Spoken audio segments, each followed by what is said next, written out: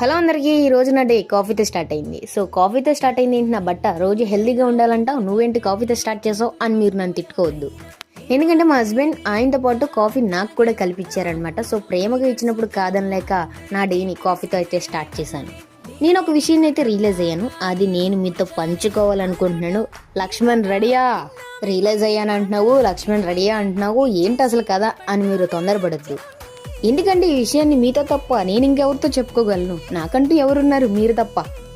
సరే సరే, ఎమోషనల్ వద్దు, పాయింట్కి రా. అదేంటంటే ఇంట్లో చాలా గారాబంగా పెరిగాను. వంట రాదు, ఇంటి పని రాదు, ఏమీ రాదు. అలాంటిది పెళ్ళైన తర్వాత ఇంటి పని, వంట పని మొత్తం A to Z నేనే చేసుకోవాల్సి వస్తుంది.